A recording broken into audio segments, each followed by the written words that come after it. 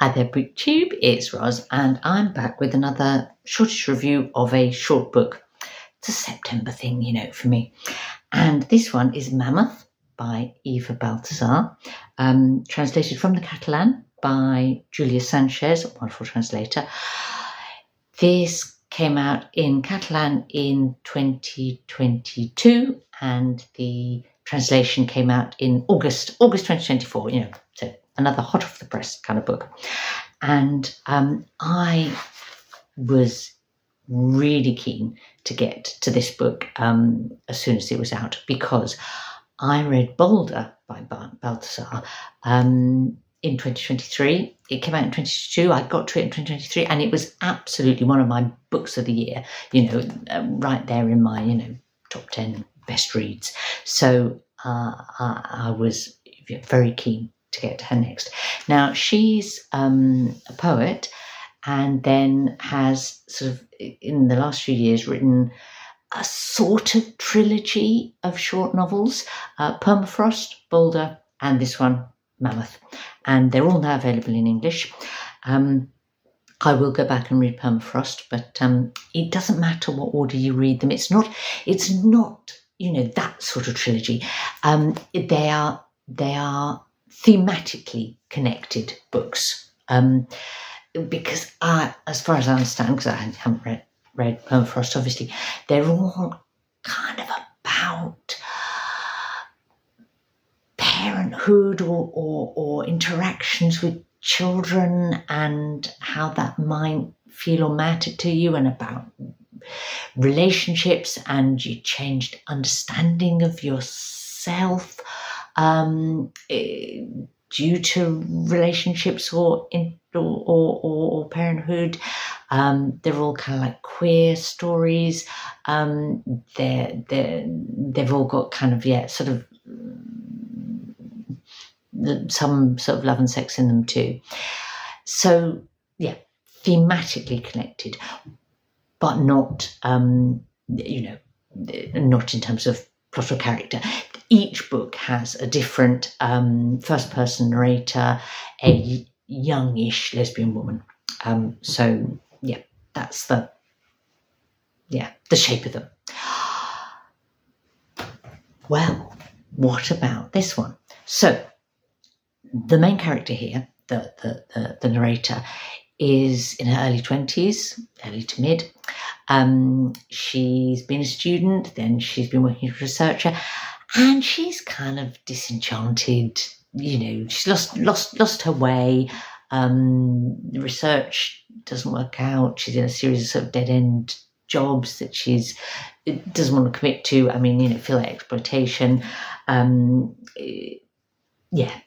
And somehow she kind of gets this idea into her head that maybe the thing that will make her feel right is to get pregnant.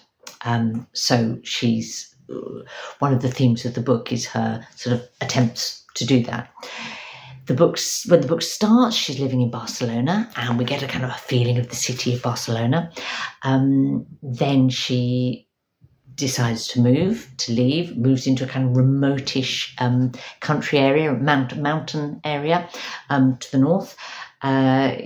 She lives, we get a chunk when she's living in a hostel run with these rather strange sort of nuns, and batches of climbers turn up and so on. And then she manages to find somewhere to rent, and it's like a ruined farmhouse up a long track in the mountains, middle of nowhere.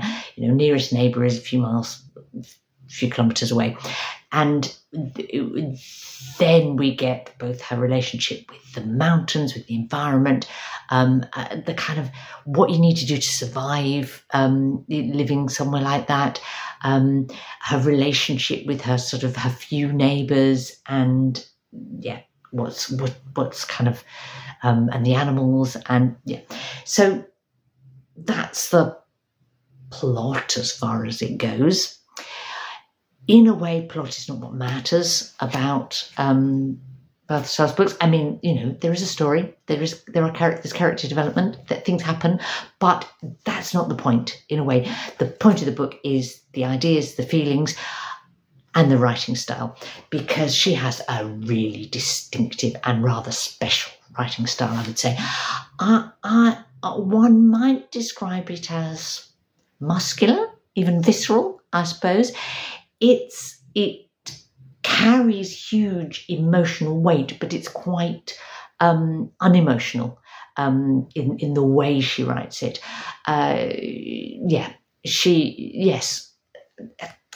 Sometimes it's hard to put these things into words. Well, she doesn't have a problem putting things into words. She's really, really good at putting things into words. It's because it's kind of, I suppose I would describe it as poetic, but that conjures up something, I don't know, kind of like lyrical and romantic, whereas it's the antithesis of that. I'm thinking of a scene in the book where she's in the farmhouse, finally having a wash because she's found a big sort of container that she can use like a bath, and heats up water in it, and to use. And then she gets out and runs through the house, and then manages to find a towel, and it says she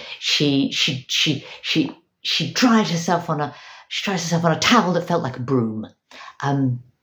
Really kind of vivid. Sometimes the language is almost brutal, sometimes it's more gentle, but it's always just so precise. And I'll read you a few lines just to give you a tiny flavour.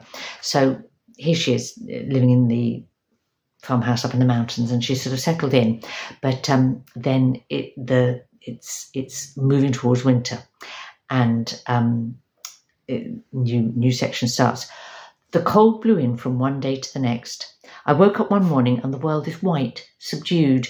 3 stiff, naked cottonwoods out front seem to hold themselves up on their own, as if they don't need roots. The leaves in the old oak groves out back have been replaced by armies of small shields.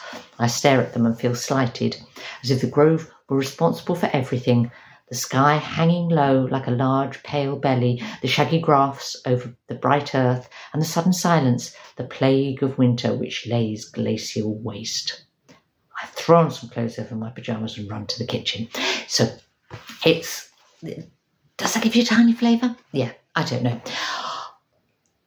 What I would say is I loved this book. I didn't love it as much as I loved Boulder. Boulder completely knocked me out. With it was so fresh, so different, so striking, and obviously this sort of was. There was a degree of similarity, so it didn't have perhaps the same impact. I think the other difference between the two maybe is that the protagonist of Boulder, Samsa, she's quite a hard, difficult person and hard to love, and yet I kind of in an odd sort of way fell in love with her. This protagonist, again, is spiky and difficult, and I felt less connected with her, and I'm not sure why. Although that changed at the very end of the book. I did kind of, the end of the book comes with a bit of a big emotional whack. So would I recommend it? Enormously. I would recommend Boulder even more highly, but on the other hand, if you started with this, you might feel about this as I felt about Boulder, and I will definitely get to Permafrost as well, because she's an exceptional author, writing in a way that is quite different from most of the things that you're going to pick up and read this year. The only thing I will say is, if bad things happening to animals is something that you can't stomach in a book, don't read this, because it does. And I know that for some people that's just a complete, no way, that's not somewhere they want to go. So, I'm not one of those people, but, if it is, this isn't the book for you. But otherwise, read Eva Baltasar now, whichever of the 3 you can get hold of. And do tell me if you've read Permafrost, and if you and this and Boulder, and which of the 3 you think is best. And am I right in thinking that I should jolly well read Permafrost too?